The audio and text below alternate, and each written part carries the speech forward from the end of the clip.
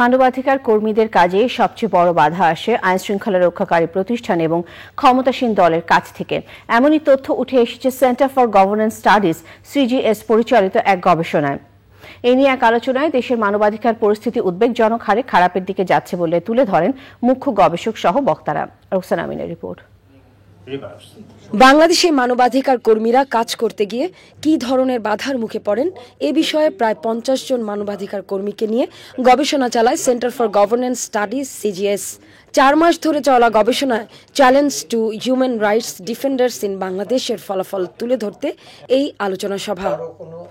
মুখ্য গবেষক Illinois state ইউনিভার্সিটির অধ্যাপক ডক্টর আলী রিয়াজ অনুষ্ঠানে বলেন, দেশে মানবাধিকার কমিশনকে নানা চ্যালেঞ্জ মোকাবেলা করতে হচ্ছে। তো এই গবেষণার উদ্দেশ্য হচ্ছে যে বাংলাদেশে যারা হিউম্যান রাইটস ডিফেন্ডার তারা কি ধরনের চ্যালেঞ্জ মোকাবেলা করেন এবং কি ধরনের পরিস্থিতি কোন সূত্র থেকে এই ধরনের চ্যালেঞ্জ মোকাবেলা করেন, তারা কিভাবে এই প্রশ্নে এগুলো মোকাবেলা করতে গিয়ে কি ক্ষতি হয়, ইম্প্যাক্ট, এগুলি নিয়ে আমরা কথাবার্তা বলেছি।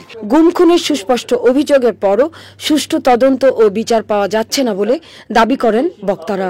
যখনই মানুষ গণতন্ত্রের কথা বলে, হিউম্যান রাইটসের কথা বলে, আপনার নানান অধিকারের কথা বলে, তখন সবগুলি সরকারের একটা ন্যারেটিভ থাকে। প্রত্যেকটা সরকার অতীতে করেছে, এই সময় সেটা বেড়েছে। ন্যারেটিভটা যখন সরকারের পক্ষ থেকে আসে, আমি লক্ষ্য করেছি অনেককে সংকুচিত হতে ভয় পেয়ে যায়। দেশের শত্রু হিসাবে শনাক্ত করা, রাজাকার বানিয়ে দেওয়া, দেশপ্রেমিক নয় এটা বলা। অনেক ক্ষেত্রে কিন্তু যে আইনি প্রতিকার পাওয়ার কথা সেগুলো পাওয়া যাচ্ছে না।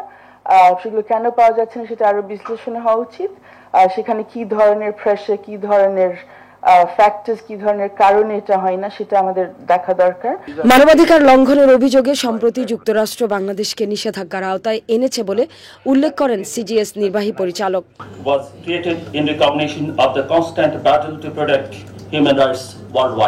আইনি কাঠামোর প্রতিকার পাওয়ার ক্ষেত্রে হয়রানি রয়েছে এবং কোনো ক্ষেত্রে সাংবাদিকরা পেশাগত দায়িত্ব পালনে নির্যাতনের শিকার হচ্ছেন বলেও গবেষণায় উঠে এসেছে।